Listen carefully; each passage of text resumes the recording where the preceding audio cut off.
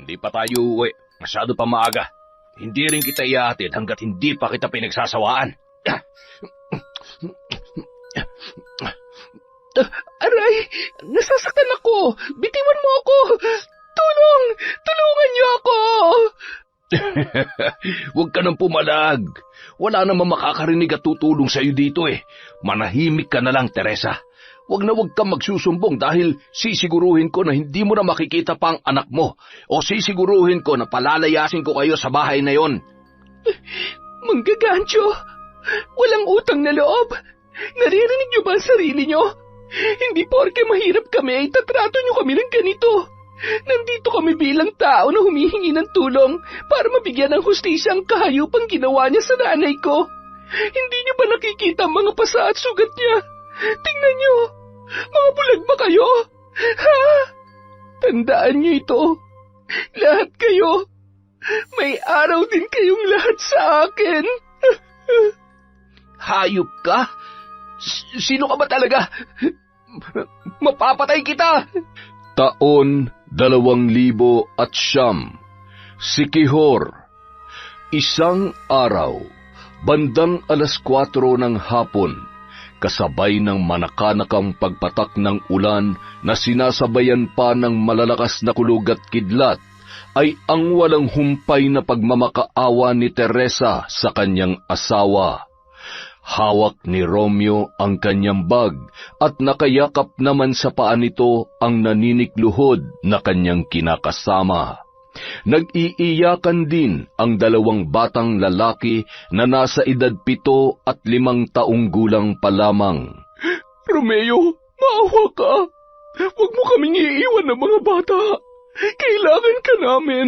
Kailangan ka ng mga anak mo.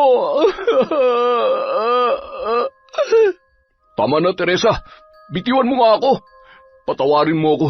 Sinubukan ko namang mahalin ka, kaya lang sa ngayon ay sigurado na ako sa nararamdaman ko.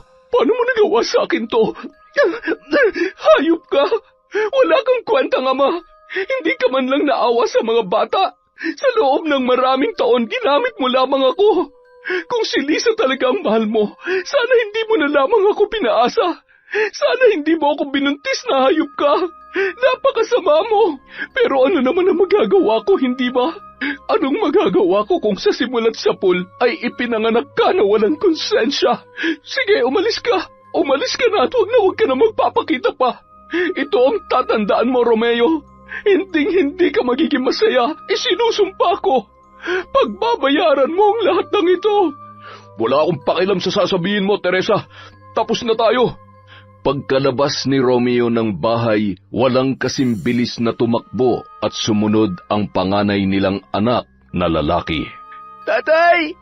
Huwag mo kaming iwan, tatay! Tatay! Pumasok ka sa loob ng bahay. Hindi mo pa nakikita ang umuulan? Kalimutan mo na may tatay ka. Sige na! Tatay! Tay! Anak, tama na. Halika na. Wala na tayong magagawa pa. Tuluyan niya na tayong iniwan. Bakit niya tayo iniwan, nanay? Hindi niya ba tayo mahal? Hindi na ba babalik si tatay? Saan po siya pupunta, nay? Wala nang maisagot pa si Teresa sa sunod-sunod na tanong ng kanyang panganay na anak kay Romeo.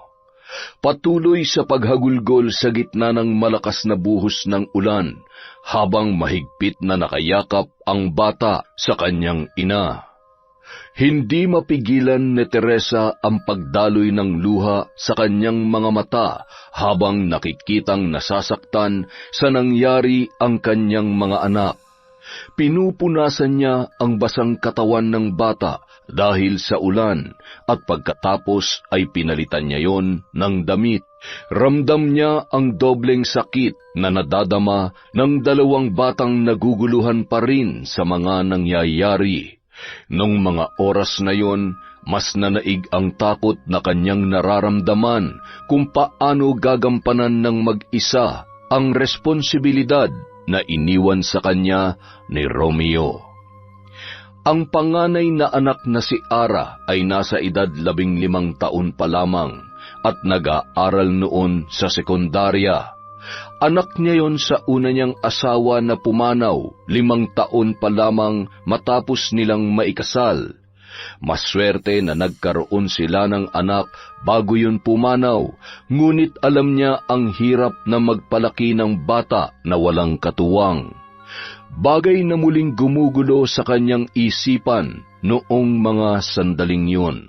Walang mapagkukunan ng sapat na pera si Teresa para itaguyod ang araw-araw na pangangailangan ng kanyang mga anak. Ume-extra lamang siya sa paglalaba kay Don Gregorio. Yun din ang may-ari ng lumang bahay na kanilang tinitirhan. Mula kasi na magloko si Romeo ay hindi na sila nakapagbayad ng upa sa bahay na kanilang inuupahan, kaya naman pinalayas sila ng may-ari noon. Nagmabuting loob na tinulungan sila ng matandang mayaman na si Don Gregorio, kaya sila ay pinatira sa nasabing bahay. Matapos mabihisan ni Teresa ang anak, tumungo siya sa kusina at binuksan ang lalagyan nila ng bigas. Lalo lamang siyang napahagulgol nang makita ang kakarampot na laman ng kanilang bigasan.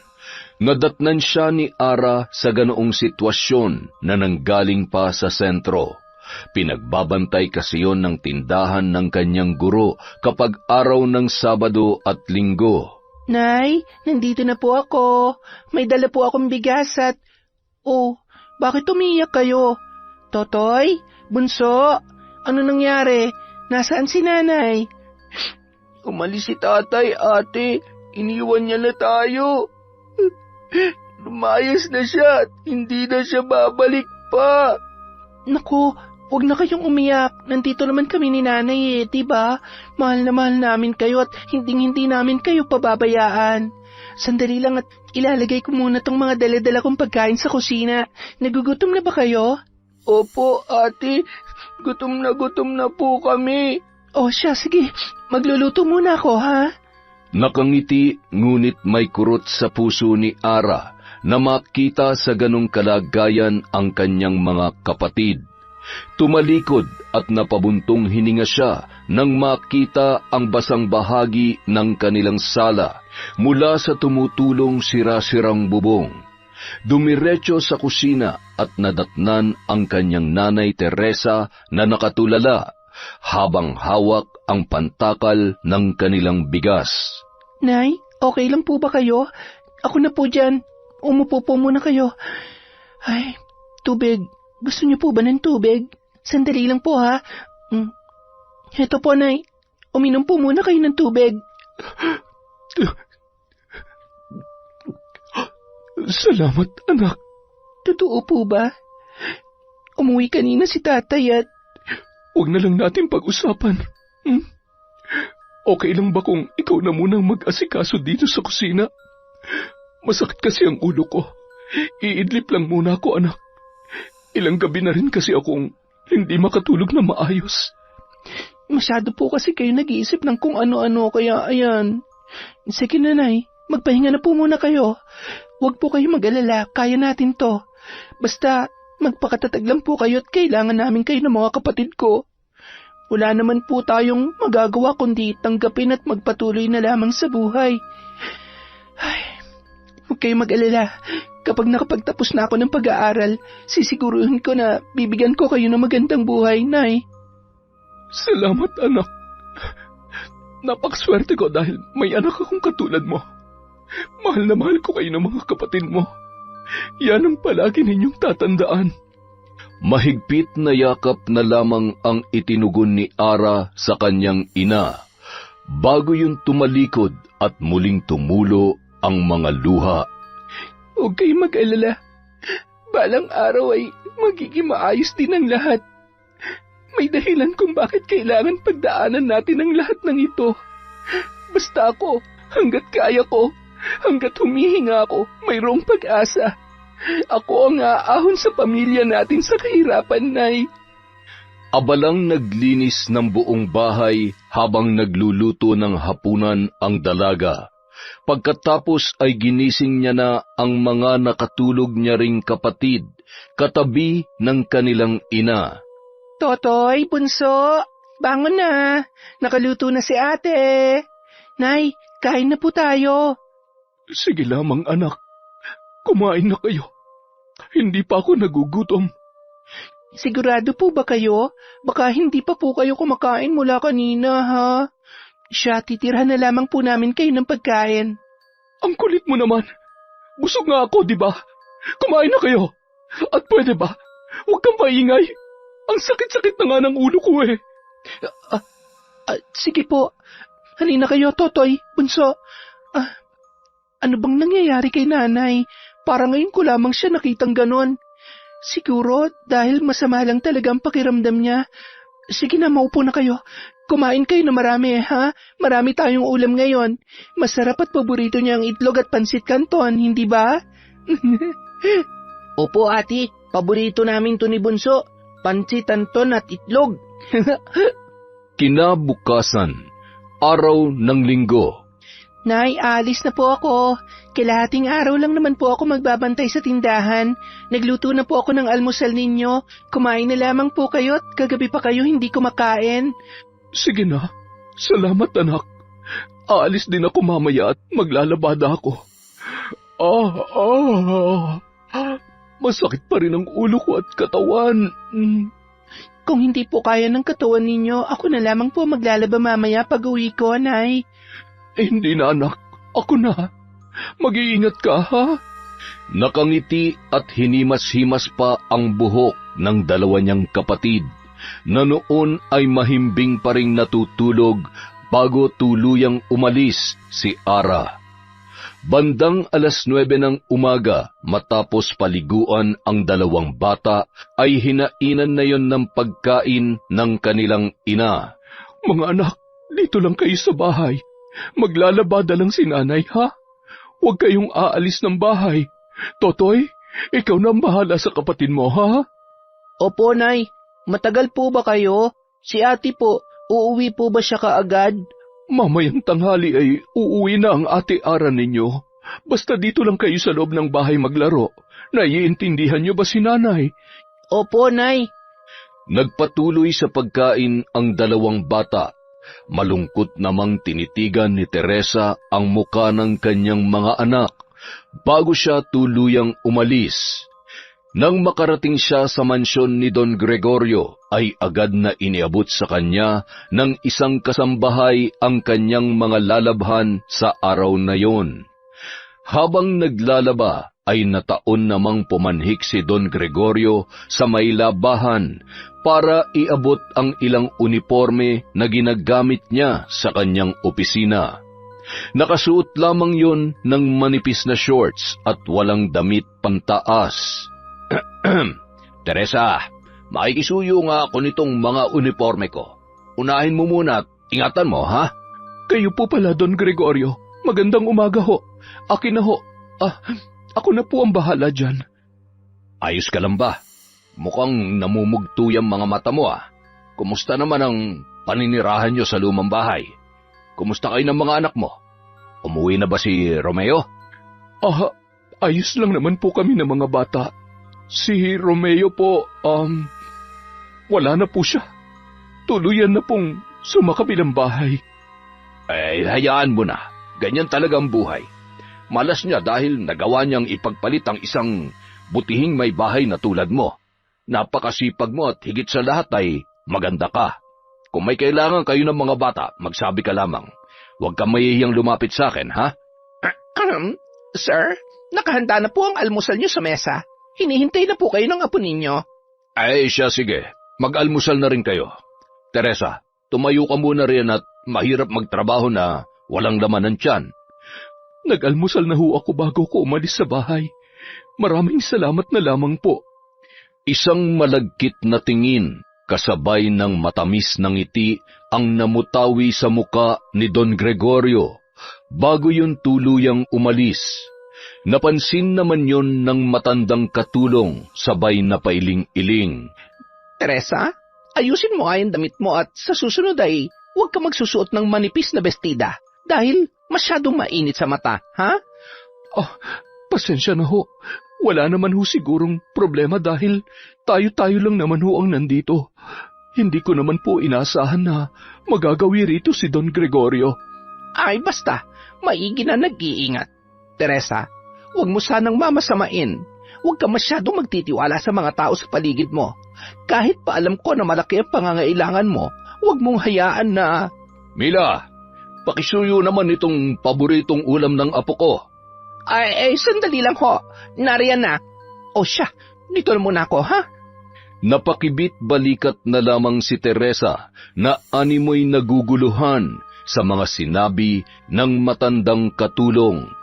Matagal nang naninilbihan ang matandang dalagang kasambahay sa pamilya ni Don Gregorio.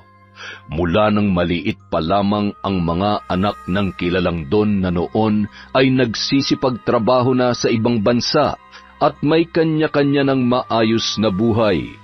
Ang tanging kasama na lamang nito sa mansyon ay ang kanyang pinakamamahal na apo sa bunso niyang anak. Nagpatuloy sa paglalaba si Teresa na magulo pa rin ang isipan at mabigat pa rin ang dibdib habang iniisip ang problema na kanyang pinagdaraanan. Muli na namang pumatak ang kanyang mga luha at idinadaan na lamang ang galit na kanyang nararamdaman sa pagkukusot ng mga damit na kanyang nilalabhan.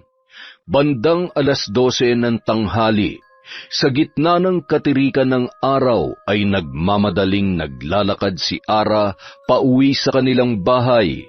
Nababatid niyang naiwan ang dalawa niyang kapatid sa kanilang bahay at hindi mawalang kabahan, lalo na't minsan mayroong kakulitan ang dalawang bata. Natuwa naman siya nang madatnan ang mga yon na noon ay magkatabing natutulog sa sahig, hawak ang kani-kanilang paboritong laruan na regalo ng kanilang tatay. Binuhat niya ang mga yon at inilipat sa higaan. Nang kargahin ang kanilang bunsong kapatid ay napansin niya na inaapoy yon ng lagnat. Namumula rin ang muka at labi ng bata. Ay, Diyos ko po, inaapoy ka ng lagnat, bunso. Bunso, gumising ka. Anong nararamdaman mo? Masakit ba ang ulo mo? Tumango-tango na lamang ang bata, sabay nangilid pa ang luha. Agad na naglagay ng tubig sa palanggana at binanlian ng mainit na tubig hanggang sa maging maligamgam ang temperatura. Ipinunas niya yon sa katawan ng kanyang bunsong kapatid at pagkatapos ay pinalitan niya ng manipis na sando ang damit noon. Pinahiran niya ng langis ang talampakan ng kanyang bunsong kapatid. Kumalma naman siya nang mapansin na bahagyang pinagpapawisan na yon. Tinabihan niya ang bata at bahagya pang hinimas-himas ang likod at muli na yung nakatulog. Bandang 5:00 ng hapon nang si Ara ay magising, agad siyang nagligpit at nagluto ng hapunan. Mayat-maya niyang sinisilip ang kanyang bunsong kapatid na noon ay hindi pa rin tuluyang bumababa ang lagnat. Maya-maya lamang ay dumating na rin si Teresa at dumiretso sa kusina sabay inilapag ang 2 kilong bigas na binili niya mula sa kinita sa paglalaba. Nay, mano po? Salamat, anak. Anong oras ka nakauwi? Kanina papuntang hali. Napagod po ba kayo? Oo, marami-rami yung nilabhan ko ngayon. Kumusta ang mga kapatid mo? Nasa kwarto ho. Natutulog ho, Nay. Si Bunso po pala nilalagnat. Ano? Ay, sandali. Diyos ko, pinainom mo ba siya ng gamot? Bunso? Bunso? Ay, oo nga, nilalagnat siya. Iabot mo sa akin yung gamot. Kailangan ko siya mapainom ng gamot. Nay, wala na pong laman yung... Wisit, kasalanan to ng lalaking yun. Kapag may nangyari sa anak ko, hindi ko mapapatawad si Romeo. Mapapatay ko siya! Mapapatay ko siya! Nanginginig ang kamay na ikinuyom yon ni Teresa. Niyakap siya ng mahigpit ni Ara na noon ay nakakahalata na sa paiba-ibang matinding emosyon ng kanyang ina. Nay, may naitabi po akong pera dito. Para po sana to sa project namin pero may 2 linggo pa naman po ako para pag-ipunan yon. Ibibili ko na lang po muna ng gamot. Akin na. Akin na ang pera. Kailangan ko siya mapainom ng gamot. Hindi pwede magkasakit ang bunso ko. Sigurado ho kayo? Nay, sandali lang ho. Patakbo pang umalis si Teresa at wala man lamang pakialam yun sa damit niyang basa pa dahil sa paglalaba. Wala sa sariling pumara ng tricycle at sumakay yun papunta sa bayan.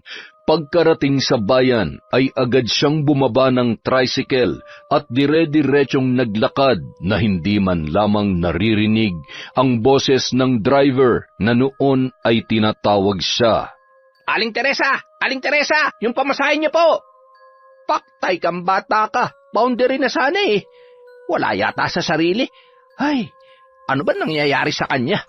Baliktad pa nga ang tsinelas eh. Pambira naman oo. Mukhang tuluyan na nga pinabayaan ng asawa. Ay, hindi bali na nga. Ay, pero nakakaawa talaga eh. Matapos bumili ng gamot si Teresa ay nagmamadali siyang lumabas.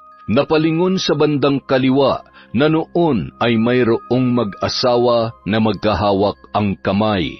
Bigla na lamang nagpantig ang kanyang pandinig at bahagyang nandilim ang paningin, dala ng labis na galit. Sinugod niya ang mga yun. Mga taksil! Mga hayop kayo! Papatayin ko kayo! Ale, ano ba? Bitawan mo nga asawa ko! Baliw! Okay ka lang ba, mahal? Humahagulhol si Aling Teresa na dinampot ang nabasag na bote ng gamot na kanyang binili. Pilit niyang dinadampot ang nabasag na bote at nanginginig ang kanyang mga kamay na sinasapo ang likido. Hindi. Kailangang uminom ng gamot ni Bunso.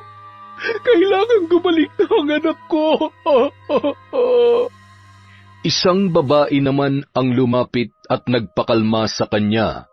Napansin niya na may malalim na pinagdaraanan si Teresa. Tinulungan niya yung bumangon at pinaupo sa tabi. Doon ay tuluyang bumuhos ang emosyon ng ginang at naikwento ang tunay na kalagayan ng kanilang pamilya. Isa sa mga tauhan ng mayamang babae ang inutusan niyang bumili ng gamot at ilang groceries. Ibinigay yon kay Teresa sabay pinasakay nila sa tricycle pabalik sa bahay nito. Mangiyak-ngiyak pa si Teresa na labis na nagpapasalamat sa babaeng tumulong sa kanya. Nang makababa ng tricycle ay nagmamadali yung naglakad. Halos hindi siya makahinga dahil sa sobrang kaba na nararamdaman nung mga oras na yon. Ramdam niya ang panlalamig ng kanyang buong katawan at halos mabitawan niya na ang may kabigatan niyang bitbit nang marinig ang nagpupumalahaw na si Ara at si Totoy. Bunso, gumising ka! Gumising ka! Hintayin mo si Nanay, Bunso! Bakit tayo niya nang gumising, ate? Ano pong nangyayari sa kanya? Bunso!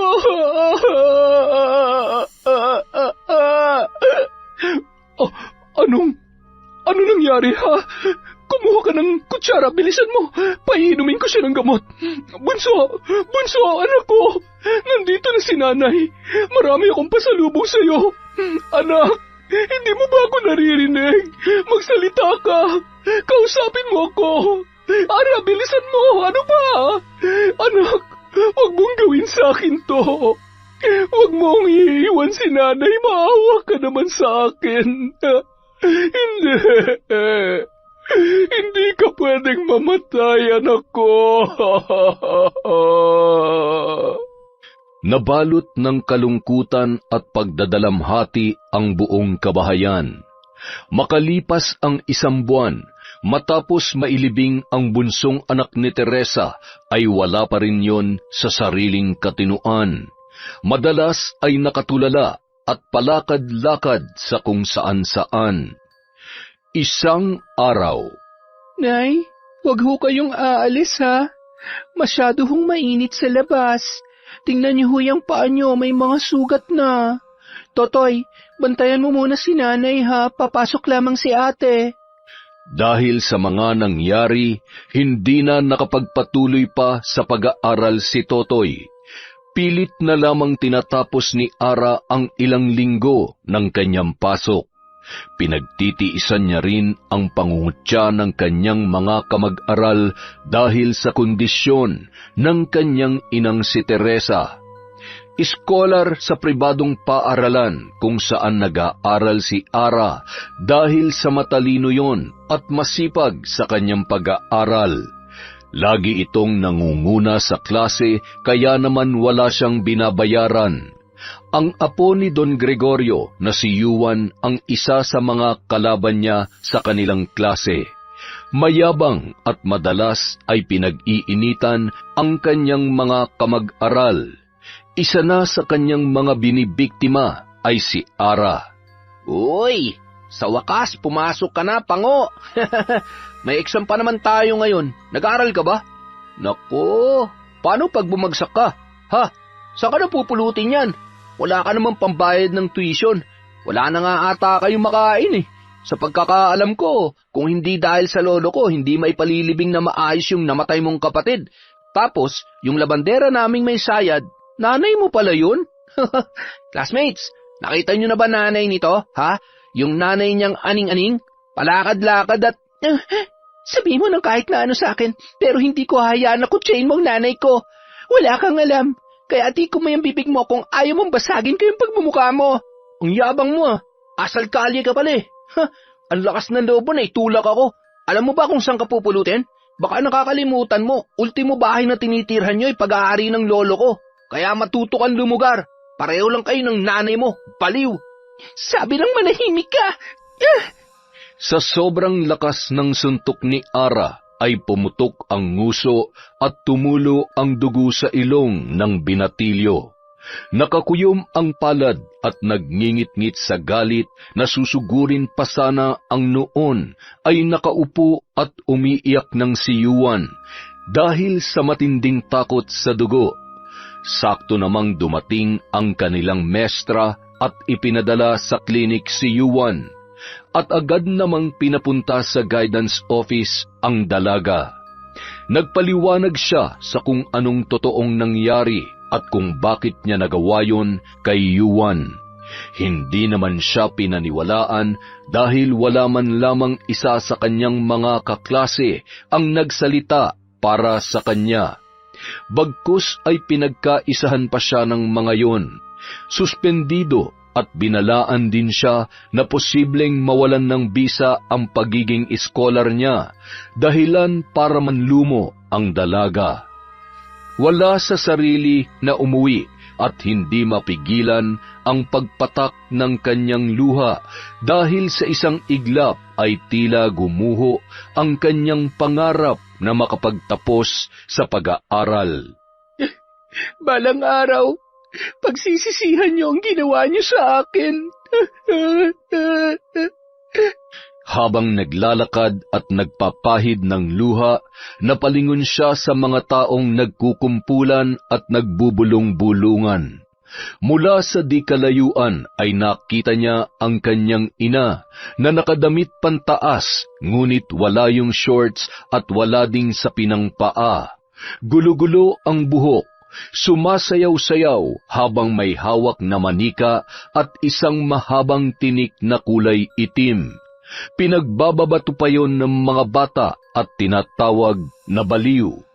Walang kasing bilis na tumakbo si Ara papalapit sa kanyang ina at sinigawan ang mga bata na noon ay naghahalakhakan na tumatakbo papalayo. Ang sasama niyo! Napakasama niyo! Nay, tara na po! Umuwi na tayo! Naghihintay na po si Totoy sa bahay! Bakit po ba lumabas pa kayo? Sino ka? Huwag mo kong hahawakan. Ikaw ba ang kabit ng asawa ko? Oo, ikaw nga. Babarangin kita. Babarangin ko kayo. Lumayo ka sa akin. Pangit ka. Aray, Nay! Ako to! Nasaan na yun? Diyos ko, bakit naman po kailangan namin pagdaanan ng lahat ng ito? Tulungan niyo po ako. Hindi ko na po alam ang gagawin ko. Huwag niyo naman po hayaan na mapahamak si Nanay. Nagpasya na lamang na umuwi muna sa bahay si Ara dahil natitiyak niya na naghihintay si Totoy at nag-aalala na rin nung mga oras na yon. Habang naglalakad ay nakasalubong niya si Totoy, umiiyak at tinatawag ang kanilang ina. Nang makita ang kanyang ate Ara ay agad yung tumakbo at yumakap ng mahigpit na animoy takot na takot. Ate, nawawala po si Nanay. Tumakas si Nanay, ate. Huwag ka nang umiyak. Tara na, umuwi na muna tayo.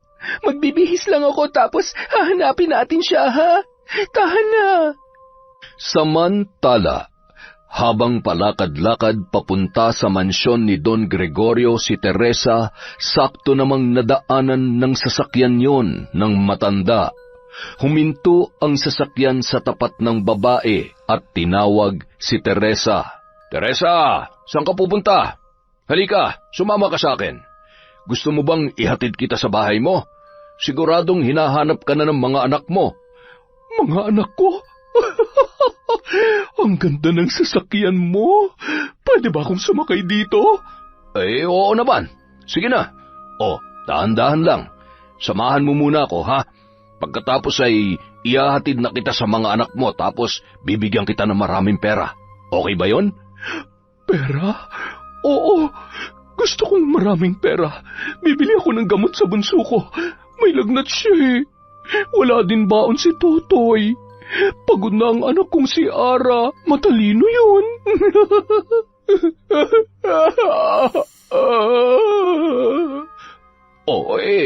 Bakit ka umiiyak? Kasi iniwan ako ni Romeo.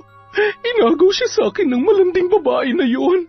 Tingnan mo to, paparangin ko sila para mamatay sila tapos papangit sila pareho. Hindi sila pwedeng maging masaya. Hindi pwede.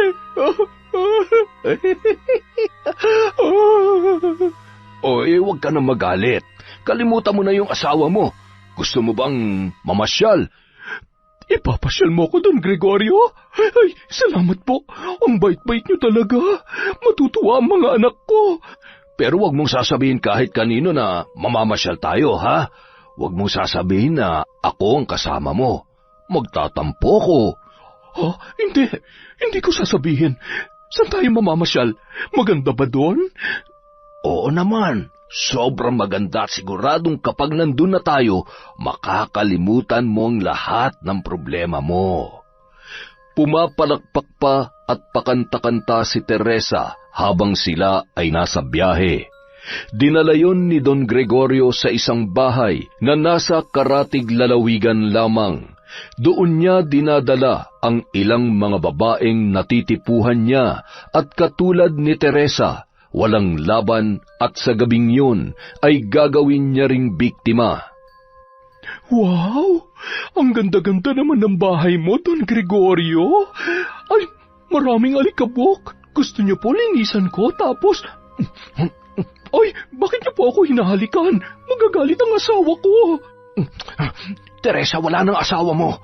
Kaya ngayong gabi, kalimutan mo muna siya. Hindi ba't niloko ka niya at pinagpalit sa iba? Kaya kung ako sa'yo, kalimutan mo na yon. Mabuti pa sumunod ka sa akin. Bibigyan kita ng mas magagandang damit. At ang dumi-dumi na ng katawan mo. Siguro kung saan-saan ka na naman nagpunta kanina. Maligo ka muna, ha? Nang inabot ni Don Gregorio ang isang magandang damit mula sa isang aparador, ay tuwang-tuwa naman si Teresa. Agad yung tumungo sa banyo at naligo na animoy bata na naglalaro. Nang tawagin yon ng matanda, ay agad naman nang nagbanlaw at lumabas, suot ang kulay puting bestida. Napakaganda mo, Teresa. Alam mo bang ang tagal ko nang hinihintay ang pagkakataong ito? Sa wakas ay mapapasakin ka na rin. Bakit mo isinasara ang pinto? Kailangan ko nang umuwi. Baka umiiyak na si Bunso. Ihatid mo na ako. Hindi pa tayo uuwi. Masyado pa maaga. Hindi rin kita ihahatid hanggat hindi pa kita napagsasawaan. Aray, nasasaktan ako. Bitiwan mo ako. Tulungan niyo ako. Huwag ka nang pumalag. Wala namang makakarinig at tutulong sa iyo dito. Manahimik ka na lang, Teresa. Huwag na huwag kang magsusumbong dahil sisiguruhin ko na hindi mo na makikita pa ang mga anak mo. O di kaya naman, palalayasin ko kayo sa bahay na yon. Ayaw ko. Bitiwan mo ako. Huwag, maawa ka.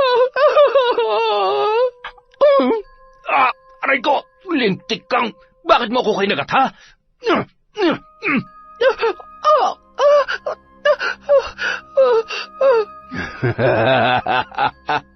Wala ka nang kawala ngayon, Teresa. Akin ka na. Akin ka lang.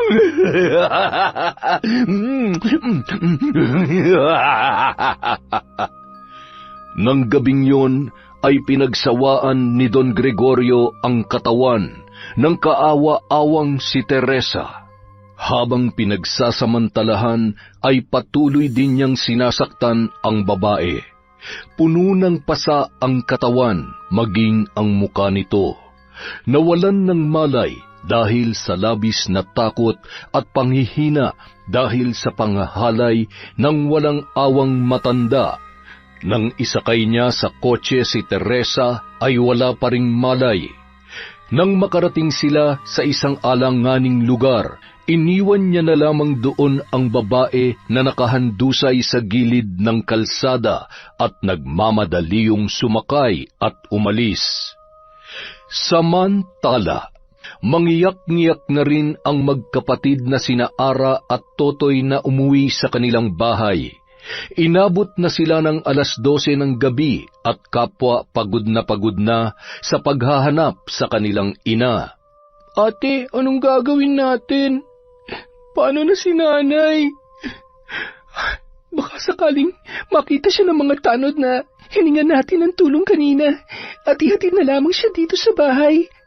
Ulan pa yata. Ipagdasal na lang natin na nasa maayos na kalagayan si nanay at makauwi siya ng ligtas. Ay, halika na. Kumain muna tayo at kanina pa kumakalamang sikmura ako eh. Ay, pasensya ka na, Totoy, ha? Alam kong hindi madali ang sitwasyon natin ngayon. Huwag ka mag-alala. Maawain ng Diyos at lilipas din ang lahat ng ito. Mahigpit niyang niyakap at hinimas-himas ang ulo ng kanyang kapatid na si Totoy. Kinaumagahan, nagising ang dalawa dahil sa sunod-sunod na katok sa kanilang pintuan. Tulungan niyo ako! Buksan niyo itong pinto! Nay, ano nangyari sa inyo? Bakit ang dami niyong pasa? Sino may gawa nito sa'yo? Huwag ka maingay. Isara mo ang pinto, bilis. Si Don Gregorio, masama siya. Papatayin niya ako. Papatayin niya ang mga anak ko. Shh, huwag ka maingay. Nay, ano ba talaga nangyari? Anong ginawa niya sa'yo? Nirape ka ba ng hayop na yon? Nay, sumagot ka! Huwag mong sabihin yan. Magtago tayo. Huwag kang lalabas. Shh, shh, shh. Napasalampak sa sahig, hawak ang ulo at napahagulhol na lamang si Ara sa itsura at takot na nababasa niya sa muka ng kanyang ina. Nababatid niya ang kahayupang ginawa ni Don Gregorio kay Teresa. Nay, huwag kayo matakot. Kailangan natin magsumbong at pagbayarin ang may gawa nito sa'yo. Tumingin ka sa akin, Nay. Tutulungan ko kayo. Hindi natin palalampasin to. Halika na. Mahigpit na yumakap si Teresa kay Ara na animoy batang takot na takot at nangangailangan ng pagkalinga. Isinama rin nila sa barangay hall si Toto na hindi halos makapagsalita at naguguluhan sa mga nangyayari. Sa mukha nito ay mababanaag ang takot at kaba. Nang makarating sa barangay ay agad na nagsumbong si Ara sa kanilang kapitan at ilan pang opisyal ng barangay na naroroon. Kilala mo ba ang taong pinagbibintangan ninyo? Alam ko ang hirap na pinagdadaanan nyo, iha, lalo na't ganyan ang kalagayan ng nanay mo. Pero hindi naman tama na gawin yung daan yan para manggancho. Hindi ba't si Don Gregorio pa nga ang tumutulong sa inyo? Napakawalang utang na loob nyo naman. Manggagancho, walang utang na loob. Naririnig nyo ba ang sarili nyo? Hindi porke mahirap kami ay itatrato nyo kami ng ganito. Nandito kami bilang tao na humihingi ng tulong para mabigyan ng hustisyang kahayupang ginawa niya sa nanay ko. Hindi niyo ba nakikita ang mga pasa at sugat niya? Tingnan niyo, mga bulag ba kayo? Ha? Wala sa tamang pag-iisip ang nanay mo. Paano kung gawa-gawa niya lamang sa imahinasyon niya mga pinagsasasabi niya sa'yo? Sinasabi ko sa'yo, iha, baka lalo lamang kayo mapahamak kapag itinuloy niyo pa pagrereklamo. Tandaan niyo ito, lahat kayo. May araw din kayong lahat sa akin. Tara nanay, Totoy, amuin na tayo. Abat, masyadong matapang, wala namang sapat na ebidensya. Hay, ang aga-agay nakakasira ng araw. Matawagan nga si Don Gregorio at nang mapalayas ang pamilya mukhang pare-parehong may tililing. Noong araw din yun, nang malaman ni Don Gregorio ang tungkol sa mga nangyari, ay naglakas loob pa yung pumunta sa bahay ng mag-iina. Nang matanawan yon ni Teresa, ay wala yung kasing bilis na nagtago sa ilalim ng isang katre at takot na takot. Anong ginagawa niyo dito? Nakarating na po ba sa inyo ang pagrereklamo namin laban sa inyo?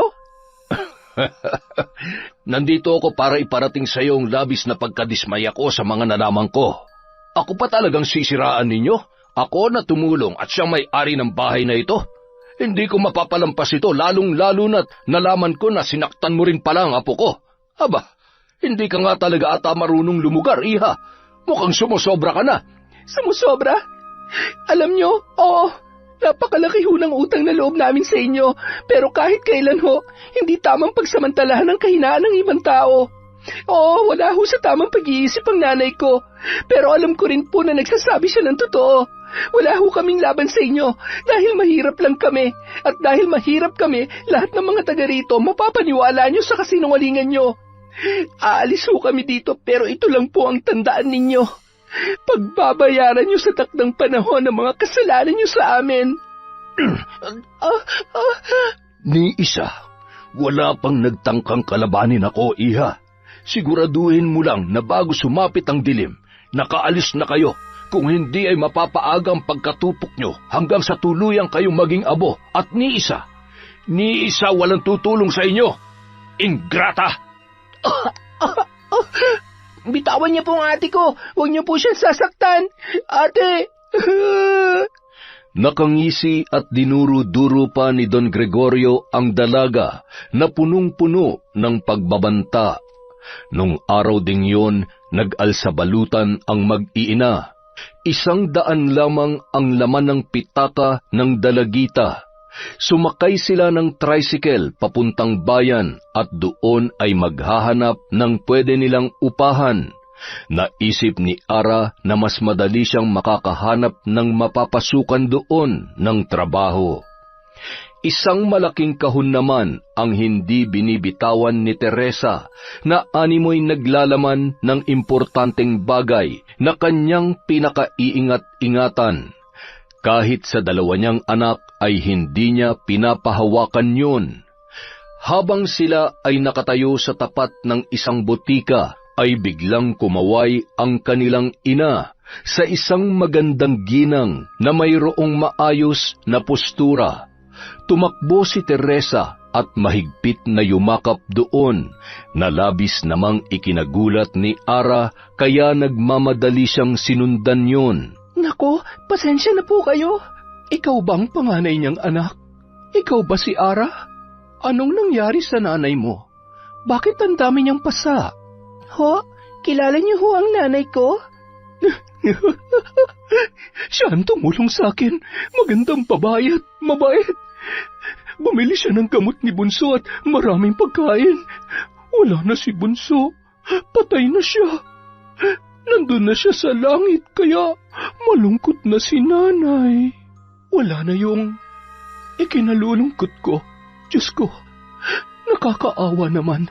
Ay, teka, bakit kayo nandito at bakit ang dami niyong dalang damit? Saan kayo pupunta? Ang totoo po niyan, hindi ko pa po alam. Pinalayas ho kami ni Don Gregorio, yung may-ari ho ng bahay na tinutuluyan namin. Si Don Gregorio? Wala pa rin palang puso ang hayop na yon. Siguradong may ginawa na naman siyang kademonyohan. Magagabi na't delikado kung maghahanap pa kayo na matutuluyan. Sa kondisyon ng nanay mo ay mahihirapan ka lang. Sumama na lamang kayo sa akin. Huwag kayong matakot. Hindi ako katulad ni Don Gregorio. Sa tingin ko ay kailangan natin ang tulong ng isa't isa, Iha. Sumakay kayo sa sasakyan ko. Sa bahay na lamang natin pag-usapan ang lahat. Hindi pa rin makapaniwala si Ara na sa pagkakataong yun ay tila ba isang himala na may taong tutulong sa kanila. Para sa ikabubuti ng kanyang ina at kapatid ay hindi siya tumanggi, lalo na't nararamdaman niya ang kabutihang loob at intensyon ng ginang. Matapos maghapunan ay pinainom ni Miranda ng pampatulog si Teresa upang maging kalmado at makapagpahinga ng maayos. Pagkatapos ay seryoso nilang pinag-usapan ni Ara ang mga nangyari. Napakahayop talaga ng lalaking yon. Tumanda na't lahat-lahat ay mapagsamantala't manyakis pa rin. Dati akong empleyado sa kumpanyang pagmamay-ari ng kanilang pamilya. Dalaga pa ako noon. Ay, isa rin ako sa maraming biktima ng kababuyan niya. Wala lang akong kakayahang lumaban noon, kaya mas pinili kong manahimik at magpakalayo-layo na lamang. Pero hindi ko makakalimutan kung paano niya binaboy ang pagkababae ko. Kinasusuklaman ko siya. Hindi ko rin po siya mapapatawad sa ginawa niya kay Nanay. Babalikan ko siya. Sila ng apo niya, pareho silang demonyo. Huwag kang mag-alala. Tutulungan kita, Ara. Tutulungan kita sa paraan na kaya at alam ko. Kailangan nating maging maingat. Kaya paghahandaan natin ang lahat. Kailangan sa muli niyong paghaharap, may laban ka na at ikaw naman ang titingalain nila. Isasama ko kayo sa Maynila at kailangan din nating maipagamot ang nanay mo. Matalino ka, hindi ba? Gagamitin mo yan para maisagawa ang ating plano at higit sa lahat, mabago mo ang takbo ng buhay ninyo. Marami ka pang dapat matutunan para alam mo kung paano lalaruin ng ating mga kalaban. Isang bagong muka at pangalan nang noon ay nangangarap na dalaginding na nawalan na ng pag-asang makapagtapos ang nakapagtapos sa isang sikat na universidad sa Maynila. Matalino, matapang at isa na ring mayamang negosyante. Gamit ang apelyido ng asawa ni Miranda, kinilala na siya ng ginang bilang tunay na anak. Sa tindig at kagandahan ng bago niyang muka ay walang sinumang makakaalam sa masalimuot na pinagdaanan niya sa nakaraan.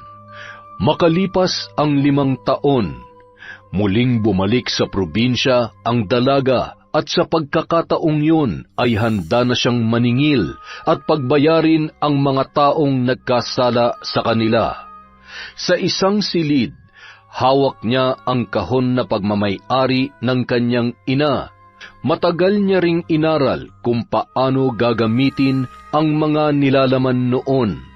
Mas nadagdagan pa ang kanyang kaalaman sa tulong ng isang mahusay na mambabarang na binayaran niya upang masigurong matagumpay niyang maisasagawa ang pambabarang. Inilapag niya ang kagamitan at sinigurong nakasara ang pinto ng kanyang kwarto. Isang malaking bungo na may iba't ibang nakasulat na orasyon ang nasa loob noon. Sinindihan niya ang isang pulang kandila na simbolo ng galit at pasakit na ipararanas niya sa taong kanyang babarangin sa gabing yun. Nakangisi niyang pinagmamasdan ang naglalagablab na apoy ng kandila. Sinimulan niyang bigkasin ang mga kakaibang salita habang pinapatakan ang bungo.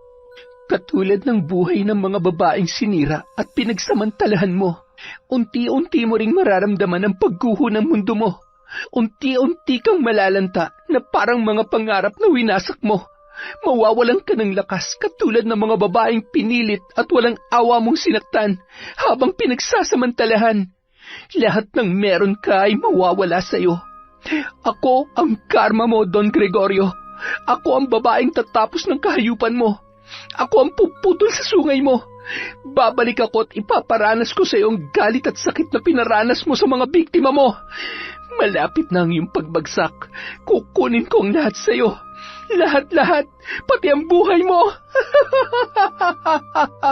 Kasabay ng mga halakhak ang sunod-sunod na katok ni Miranda sa pinto ng kwarto ni Lara. Lara, anak, buksan mo tong pinto. Kailangan kong iligpit ang mga to. Hindi pwedeng malaman ni Mami yung tungkol dito. Matapos iligpit ang gamit at mag-spray ng pabango sa kanyang kwarto, nagmamadali niyang binuksan ang pintuan noon. Ano ba't amoy? Nagsindi ka ba ng kandila at naligo ka ba ng pabango?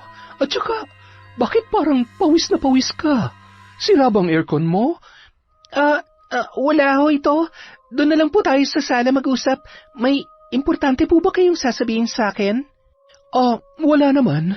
Gusto ko lang makasiguro kung handa ka na ba talagang humarap ulit sa apo ni Don Gregorio? Oo naman po. Sobrang tagal na nating pinagplanuhan ng lahat ng to, Mami. Kaya sa tulong ng mambabarang na nakausap ko, may sasagawa na natin ang matagumpay ang plano ko. Siya. Malaki ang tiwala ko sa iyo, Lara. Pero mag-iingat ka, ha? Huwag ka magpapatalo sa bugso ng galit na nararamdaman mo sa mga hayop na yon. Kailangan manatiling kalmado ka at wala silang malalaman tungkol sa iyo hanggat hindi mo pa napapabagsak ang mga yon. Makalipas ang isang buwan, habang nasa biyahe si Juan di kalayuan pabalik sa kanilang mansyon, bigla na lamang nawalan ng hangin ang dalawang gulong ng kanyang sasakyan. Ay, buisit! Kung kailan naman nagmamadali tsaka pa nasiraan. Padabog na lumabas yun at sinipa-sipa ang gulong, sabay na pabuntong hininga. Puros naman kamalasan ng araw na to. Buisit talaga. Maya-maya, bigla namang may tumigil na isang mamahaling sasakyan at bumaba ang isang magandang babae. Inalalayan pa yon ng dalawang nakaunipormeng lalaki. Hi! Kailangan mo ba ng tulong? Ano nangyari sa kotse mo? Oh no! Mukhang napaglaruan ang gulong mo. Hi, I'm Juan. Parang ngayon lang kita nakita rito. Galing Maynila? Miss... Yes, Miss Lara de Guzman. Sandali lang ha. Kuya, can you help him fix his car? Alam mo, I'm sure sinadya to. Siguro, marami kang kaaway, no? Wala naman. Napagtripan lang siguro. Buti na nga lang at hindi ako na-disgrasya. Ay, kung nagkataon, hindi sana tayo nagkakilala. Salamat. You're welcome. Siya nga pala, baka sakaling matulungan mo rin ako. Plano ko kasing magpatayo ng mga bahay at negosyo dito sa lugar nyo. Baka sakaling may kakilala ka na... Tama lang palang nagkakilala tayo.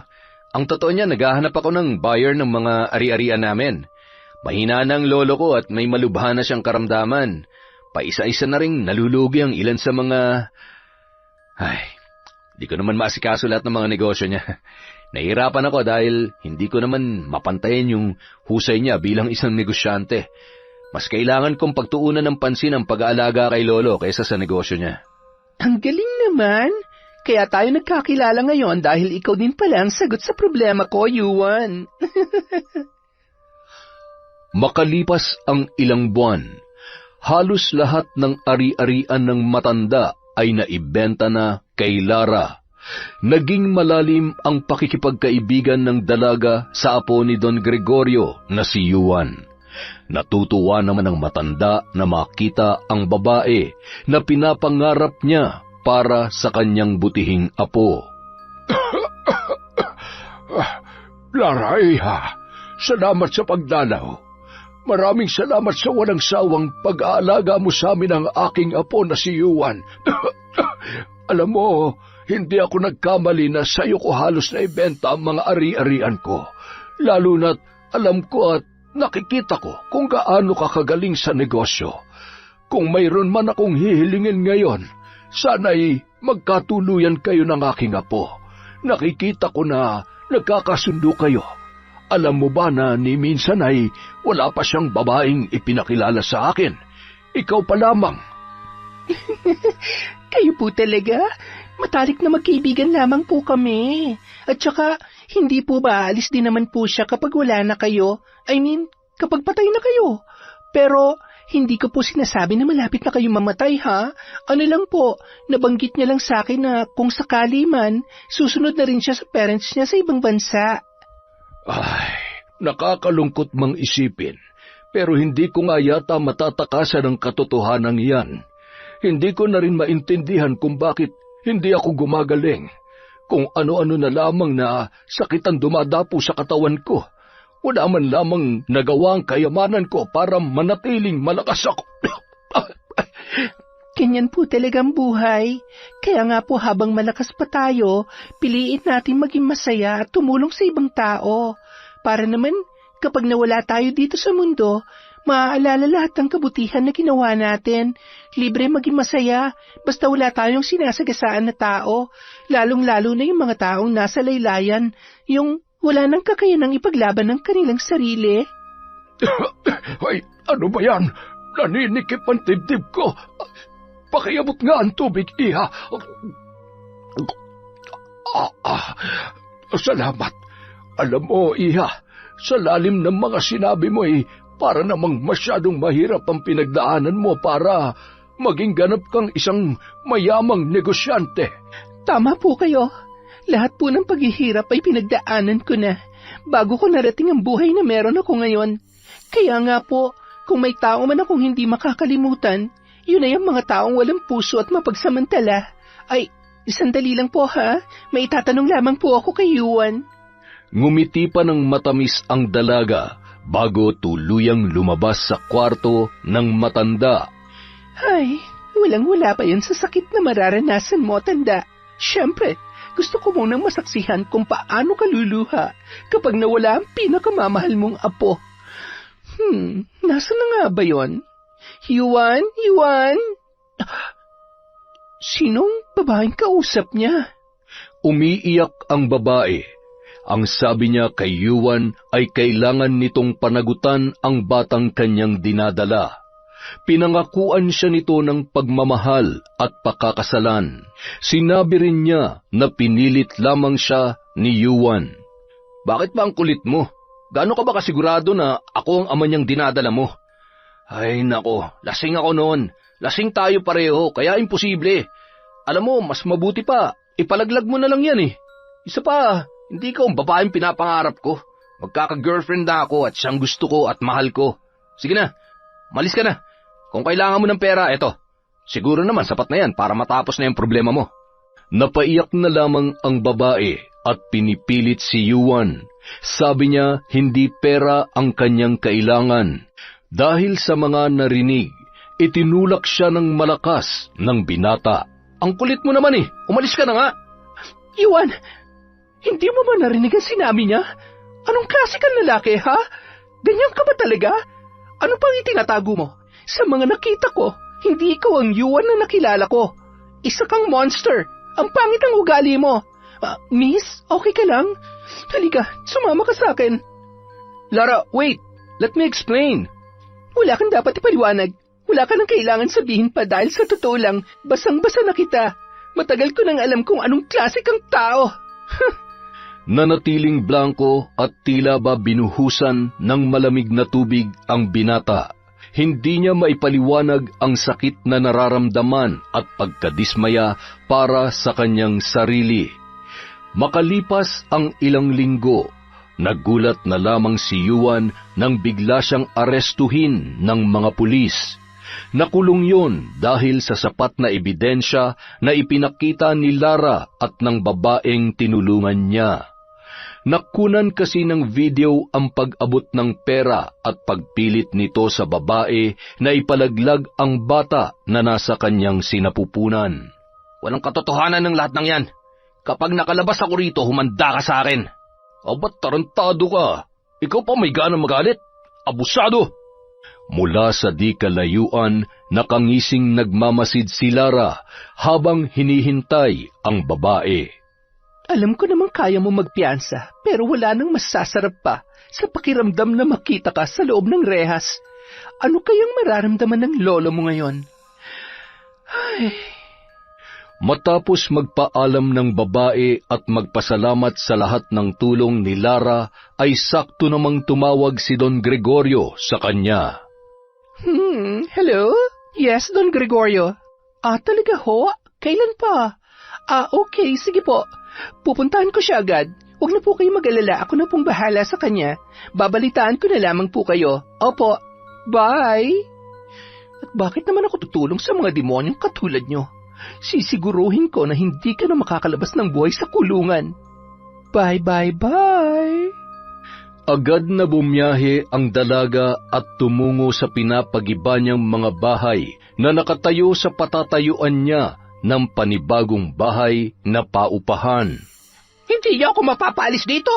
Maawa naman kayo. Ako ang kapitan na rito. Wala kami mapupuntahan. Ipinangako ni Don Gregorio na habang buhay na kami maninirahan dito sa lupain niya. Kaya... Excuse me? Si Don Gregorio po bang nagpatira sa inyo dito? Pues, gusto ko pong malaman niyo na ako na ang bagong nagmamay-ari ng kinatatayuan ng pabulok na bahay na ito at maging ng kinatatayuan mo. Binigyan ko na kayo ng maraming pagkakataon para umalis, pero nagmamatigas kayo. Sige, sirain niyo na yan. Hetong pera. Siguro naman sapat na yan para makahanap ka ng masisilungan. Mukhang lalakas pa naman ang ulan. Hindi ko kailangan yan. Ang sama-sama ng ugali mo. Okay, masama na kung masama. Pareho lang naman tayo, ex-kapitana. Ay, ang sarap sa pakiramdam. Sige, itapon at sunugin niyo na yung mga nabubulok na basura sa lupain ko. Akin na yung pera. Makonsensya ka sana sa ginagawa mo. Mukhang pera ka pa rin naman pala hanggang ngayon. Kunwari ka pa. Sabi ko naman sa'yo, ito na ang araw na ipinangako ko sa'yo. Pasalamat ka dahil may natitira pa akong katiting na awa para sa'yo at sa mga apo mo. Ay, makakaakyat pa kaya ako sa langit sa mga pinagagagawa ko?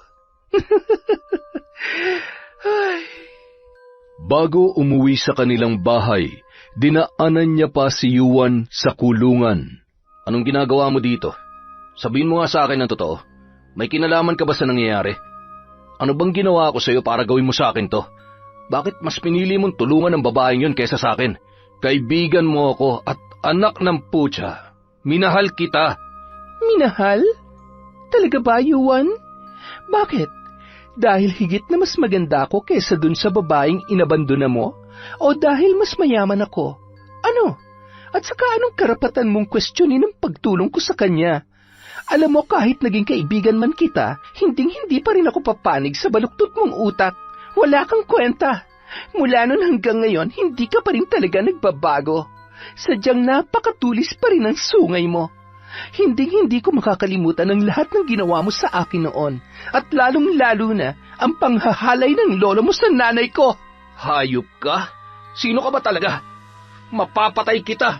Mapapatay? Oops, nakakatakot ka naman, Yuan. Kaya lang sisiguruhin ko na mauuna kang mamatay. Bye! Bumalik ka rito! Magbabayad ka! Ay, ang tanga-tanga ko talaga. Kinagabihan.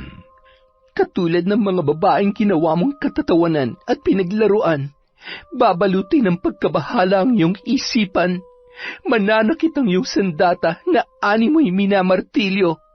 Palulubugin ko yung tiyan mo katulad ng mga binuntis mo at tinakbuhan.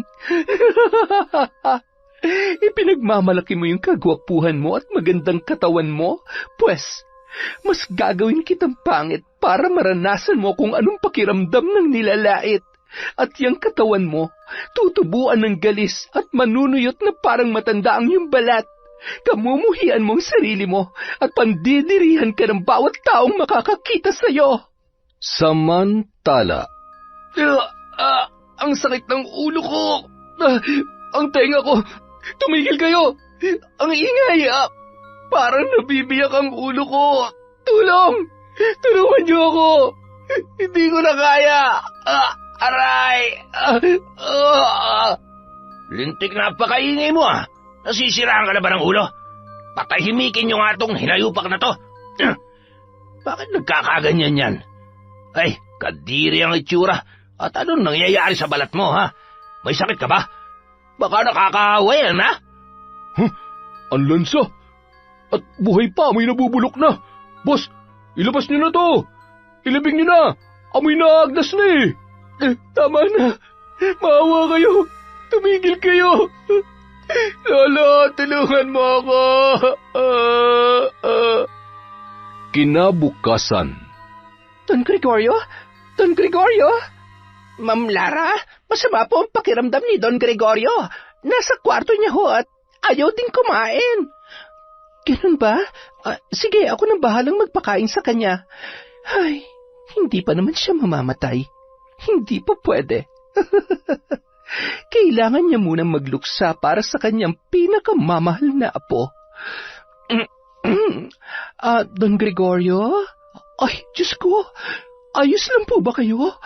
Pasensya na ho, ngayon lang ako nakapunta dahil abala ho ako sa negosyo at inaasikaso ko rin ho yung kaso ni Juan.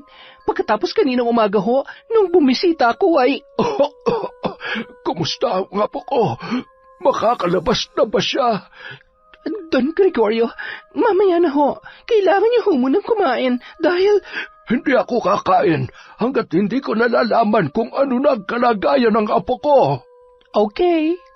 Ay, ang totoo po niyan ay nagpunta po ako rito para ipaalam sa inyong nangyari sa apo ninyo. Wala na po siya. Patay na si Juan. Ano? Hindi totoo yan. Hindi papatay ang apo ko. Kailangan ko siya makita. Kailangan ako ng apo ko. Nakikiramay ho ako. Nakakalungkot man ho isipin dahil biglaan na nangyari. Maging ang nakasaksi sa pagkamatay niya kagabi ay hindi makapaniwala, Don Gregorio. Huwag po kayo mag-alala. Tutulungan ko po kayo para maisaayos ang bangkay niya. Juan, apo ko. Kawawa ka naman. Akalain mong apo mo lang palang kahinaan mo. Ngayon, wala kang magawa para sa apo mo. Kung sa bagay, pinalaki mo nga siyang walang modo at respeto sa mga babae. Katulad mo, parehong-pareho lamang kayo. Huwag ka mag-alala. Pasasaan ba't magkakasama rin kayo ni Juan? Sa ngayon, kapit lang tanda. May malaki pa kasi akong sorpresa na inihanda para sa'yo. Labis namang ikinalungkot ng mga magulang ni Juan ang nangyari sa kanilang anak, ni hindi man lamang nila naihatid sa huling hantungan ang binata. Hindi na kasi sila nagkaroon pa ng pagkakataon na umuwi ng Pilipinas, lalo na't agad namang ipinalibing yon ng kanyang lolo. Mula nang mailibing ang binata, lalong nanghina ang katawan ni Don Gregorio at araw-araw ay hinihiling niya na sana ay matapos na ang lungkot na kanyang nararamdaman. Palala ng palala ang kanyang kondisyon. Iisa na lamang nakatulong ang nagtsatsagang mag-alaga sa matanda. Bukod sa mahirap alagaan ay pinandidirihan na yon dahil sa dami ng sugat na nasa kanyang katawan. Sa gabi ay hindi naman yon makatulog at nagpupumalahaw sa sakit ng iba't ibang parte ng kanyang katawan na hindi niya maintindihan. Naririnig mo ba ako? Kunin mo yung kutsilyo. Bilisan mo! Ha? Don Gregorio, ano ang gagawin niyo sa kutsilyo? Hindi mo ba nakikita? Hirap na ako sa sakit ko. Yung mga anak ko, wala naman silang pakialam sa akin. Mas mabuti pang mamatay na lamang ako. Pagod na ako. Hindi ko na kaya. Sundin mo ang pinag-uutos ko, parang awa mo na. Ay, Don Gregorio, huwag niyo hong pangunahan ng Diyos. May dahilan pa ho kung bakit nabubuhay pa kayo. Baka ho may mga... Sandali lamang po, may tumatawag sa labas. Baka nandyan si Ma'am Lara. Tao po. Magandang araw po. Ay, sino ka? Anong ginagawa mo dito? Ay, teka, kilala kita. Ikaw nga ba yan, Teresa? Ay, Diyos ko, bakit napakaganda mo na? Anong ginagawa mo rito? Kung mamarapatin ninyo, gusto ko sana makausap ng maayos si Don Gregorio. Gusto ko lamang humingi ng tawad at magpasalamat sa lahat ng kabutihan niya. Nagdala rin ako ng prutas dahil nabalitaan ko na meron siyang sakit. Ay, sige, tumungo ka na lamang sa kwarto niya at dadalhin ko ito sa kusina at ipaghahanda kita na maiinom.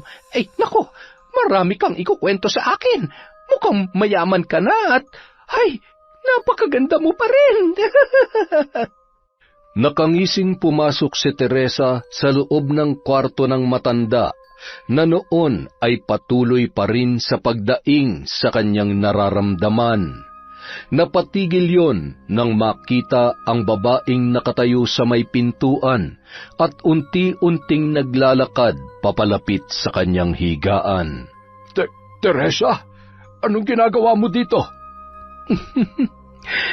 Bakit? Hindi ka ba masaya na makita ko? Buhay na buhay, malakas, at nasa katinoan. Hindi na ako baliw na kaya mong utuin at pagsamantalahan. Anong ibig mong sabihin? Hindi ko alam ang sinasabi mo. Sinungaling. Tumanda at nangangabulok ka na't lahat-lahat. Hindi ka pa rin nagsasabi ng totoo.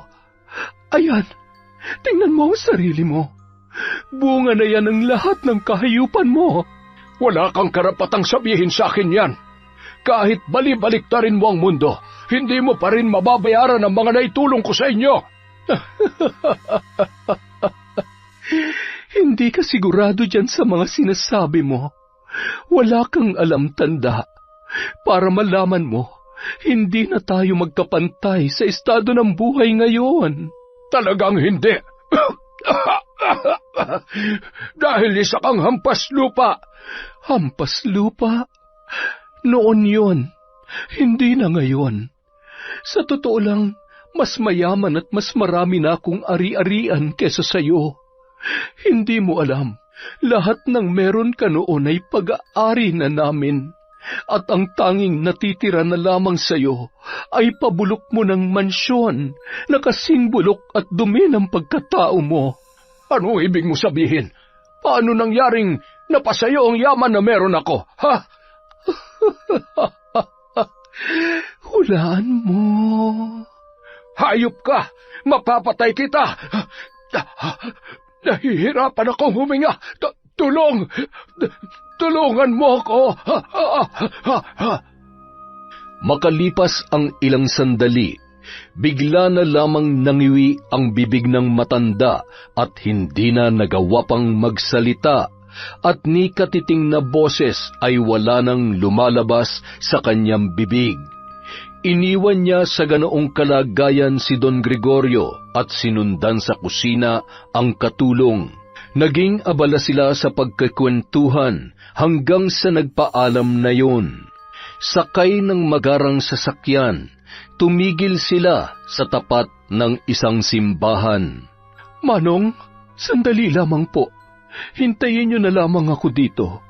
Maluha-luha siyang pumasok sa loob habang inaalala ang pinagdaanan niya at ng kanyang mga anak. Lumuhod yon at taimtim na nagdasal at nagpasalamat. Sa kabilang banda, Pagpasok ng katulong sa kwarto ng matanda ay laking gulat na lamang niya nang makita ang nag-aagaw buhay na si Don Gregorio. Nangingitim na ang labi noon at mga kuko, hanggang sa tuluyan na yung nawalan ng buhay. Agad na tinawagan ng katulong si Lara dahil hindi niya alam kung ano ang kanyang gagawin. Pasensya na ho, nasa Maynila po kasi ako ngayon. Marami po akong inaasikaso. Nakakalungkot naman po na hindi ko man lamang siya makikita sa huling pagkakataon. Tawagan niyo po ang mga anak niya. Babay po. Ay, natapos na din ang kasamaan mo. Bayad ka na sa mga utang mo.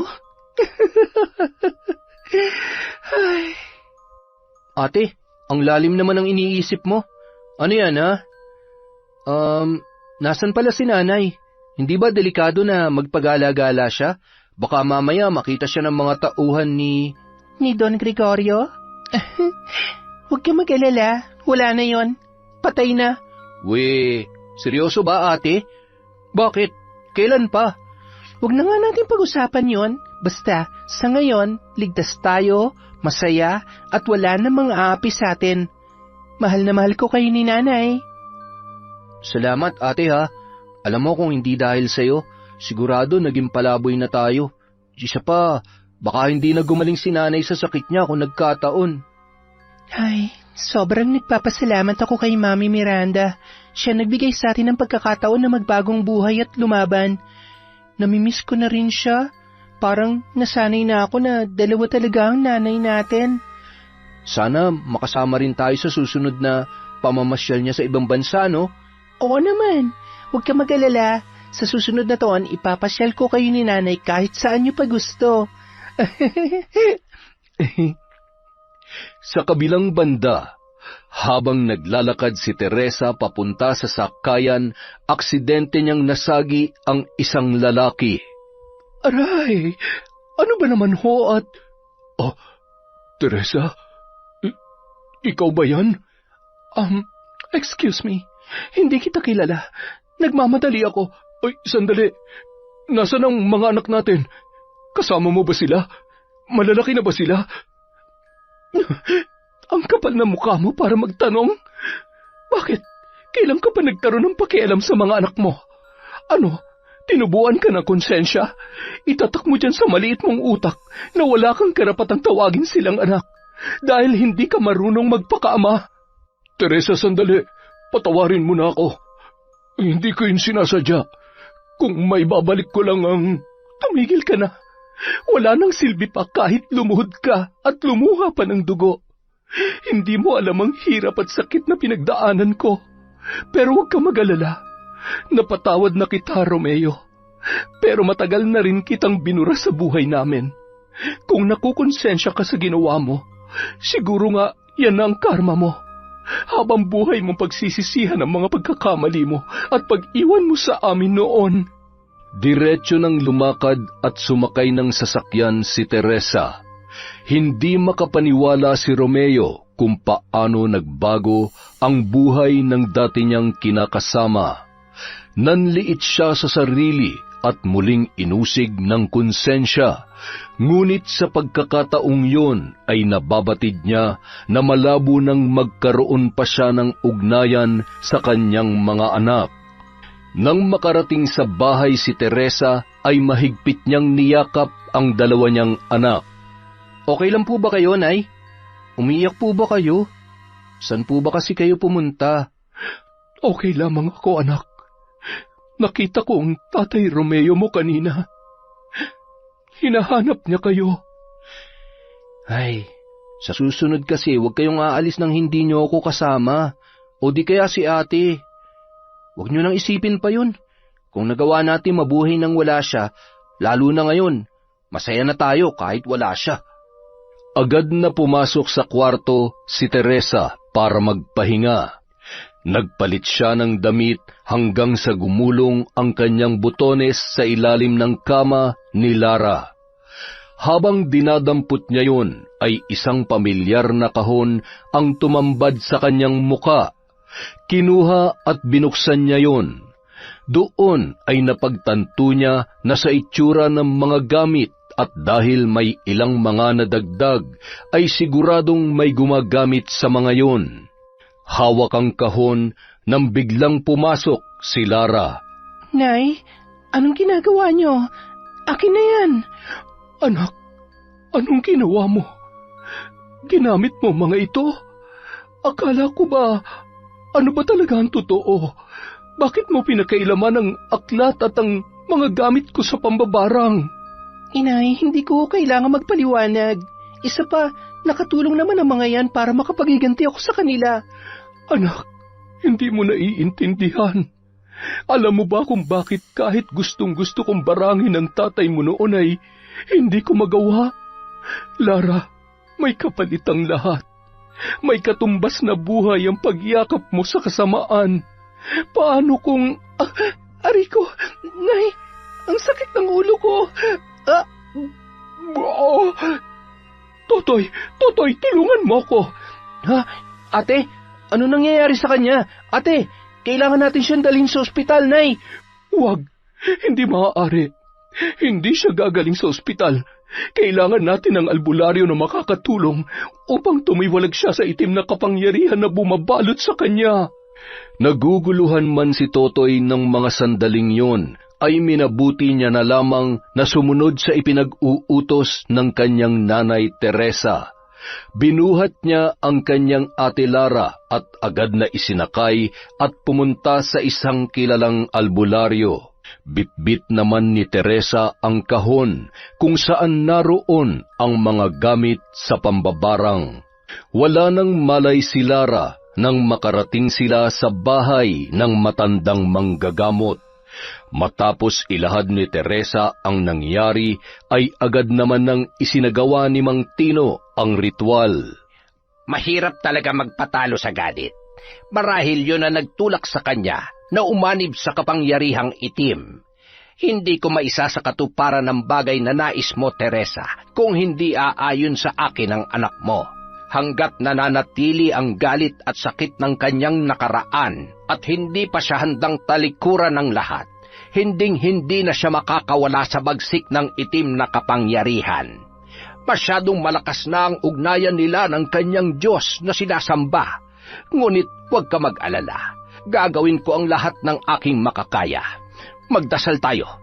Ipagdasal natin siya dahil kailangan natin ang gabay ng Panginoon. Itinali ni Mang Tino ang kamay at paa ni Lara habang wala pa yung sapat na lakas na magpumiglas. Pagkatapos ay inihanda niya ang kanyang mga kakailanganin. Ilang sandali pa ay nag-usal yon ng mga salita habang pinapahiran ng benditadong langis ang noo at pulso ng dalaga. Pakawalan niyo na siya sa ngalan ng Diyos amang makapangyarihan sa lahat. Bigyan mo ng liwanag ang puso't isipan ng dalagang ito. Sa tulong ng banal na tubig at kandilang itim, ilawan mo ang kanyang daan upang lisanin ang nakamamatay na kadiliman. Bigyan mo siya ng lakas upang bumangon sa nakalulunod at nakapanlilin lang na karunungan. Sa ngalan ng Ama, ng Anak at ng Espiritu Santo, palayain mo ang kanyang kaluluwa. Pakawalan niyo ako! Hindi niyo ako matatalo! Ayaw mo talaga? Sige, magmatigas ka. Ang asin at ang buntot pagi na ito ang tatapos sa'yo. Tama na!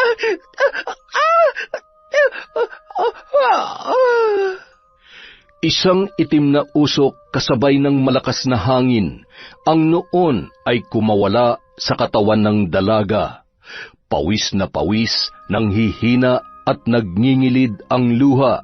Mahigpit yung niyakap ng kanyang ina habang hinahaplos ang buhok at pinapahid ang kanyang mga luha. Kailangan nating sunugin ang mga ito. Hanggat nakikita niya ang mga ito ay maaari pa rin siyang matalo ng tukso ng demonyo. Sinindihan ang mga gamit na yon, pati na rin ang aklat ng karunungan. Matapos maging abo ay binasbasan pa yon ng albularyo ng banal na tubig. Makalipas ang ilang sandali, kinalagan na nila ang dalaga mula sa mahigpit na pagkakatali at pinainom ng tubig na dinasalan ni Mang Tino.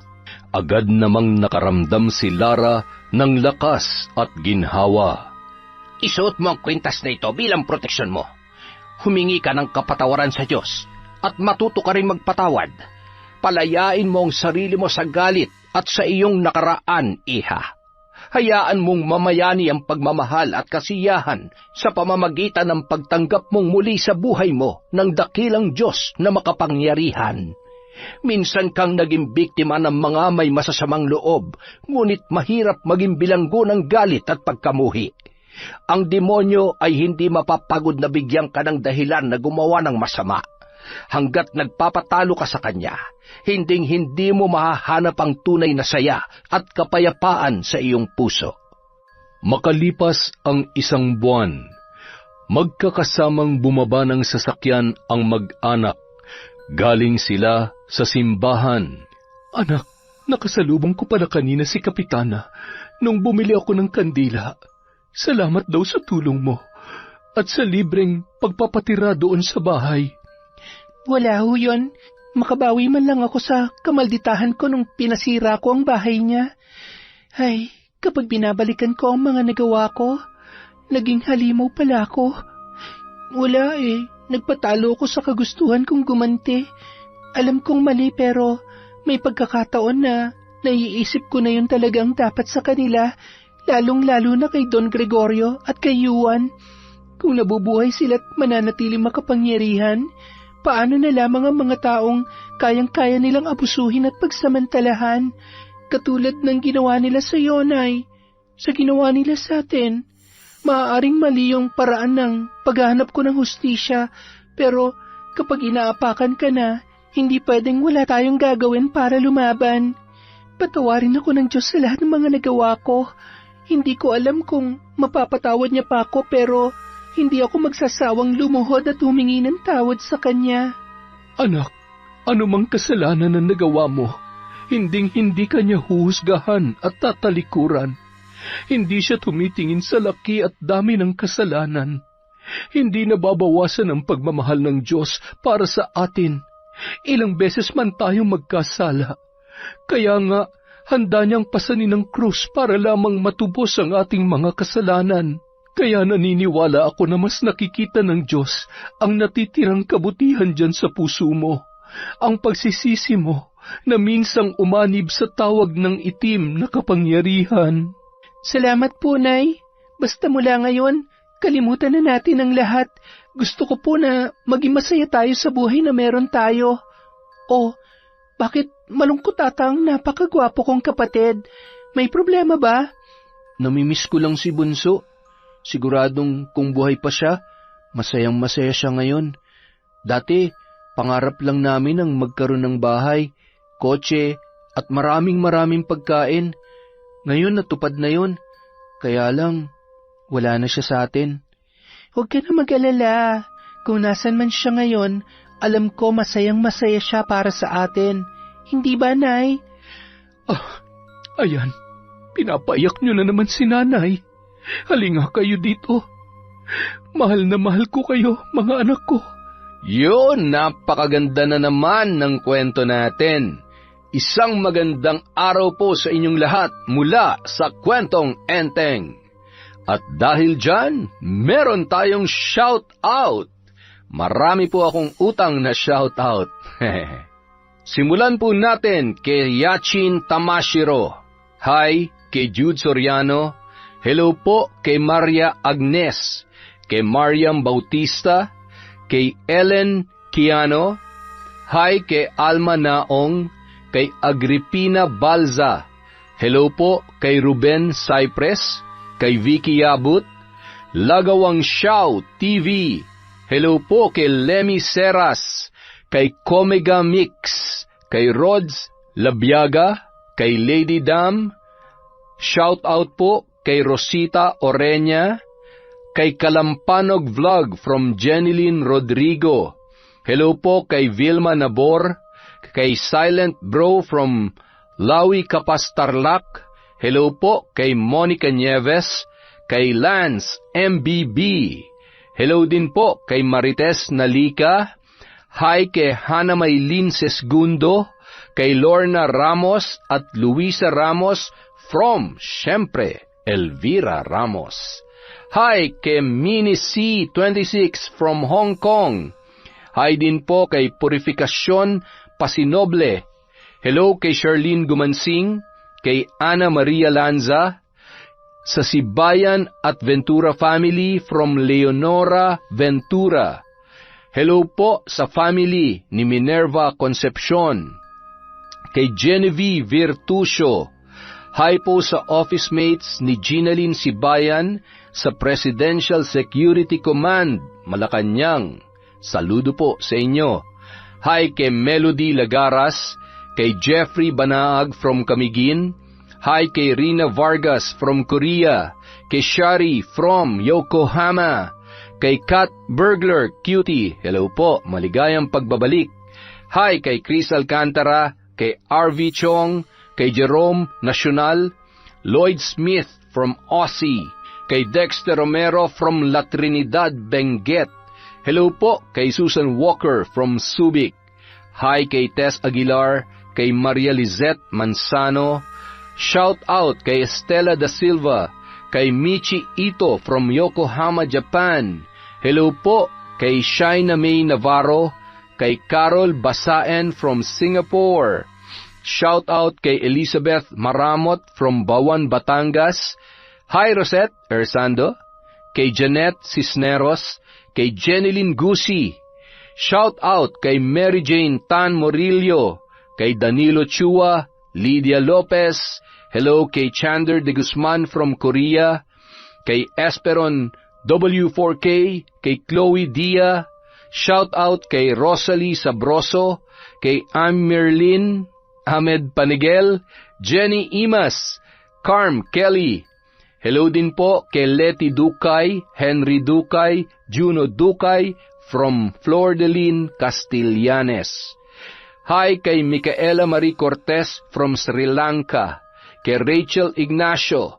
Hello po kay Raquel de la Luna from China. Hi kay Maria Rosalie Galandes, Liza Takada at kay Mafel Alacto. Maraming salamat po sa walang sawang pagsuporta sa Kwentong Enteng.